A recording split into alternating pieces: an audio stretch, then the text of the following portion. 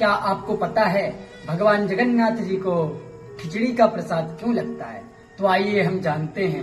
एक बड़ी पौराणिक कथा है कि एक भगवान की बड़ी ही प्रिय भक्त कर्माबाई रहा करती थी जगन्नाथपुरी में, और वह श्री जगन्नाथ जी को रोज सुबह बिना नहाए खिचड़ी का भोग लगा दिया करती थी। एक दिन एक महात्मा जी वहां पर आए और उन्होंने देखा कि कर्माबाई बिना ही स्नान नित्य पूजा किए बिना भगवान को खिचड़ी का भोग लगा रही है। जब उन्होंने देखा तो कहा, कर्माबाई तू भगवान को बिना नहाए बिना नित्य पूजा किए कैसे भोग लगा सकती है?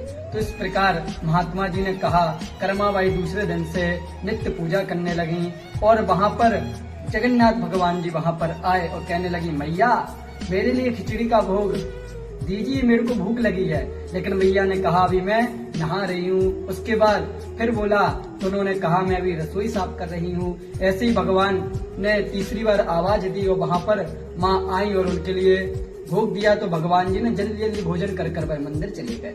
मंदिर में गए तो जैसे ही दर्शन के कपाट खुले तो पंडित जी ने देखा उनके मुख पर खिचड़ी का प्रसाद लगा हुआ है, खिचड़ी लगी हुई है। उन्होंने देखा तो उन्होंने कहा कि प्रभु इतने सुबह सुबह खिचड़ी का प्रसाद कहाँ से खाकर आ गए?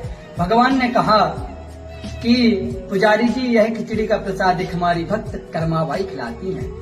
वह नित्य प्रति हमारे लिए रोज खिचड़ी का प्रसाद लगाती हैं, लेकिन ना जाने उनको क्या हो गया कि वह सुबह सुबह खिचड़ी का प्रसाद थोड़ा देर से बना रही है, तो मैं जल्दी जल्दी खाकर आया और मेरे मुख पर खिचड़ी का प्रसाद लग गया।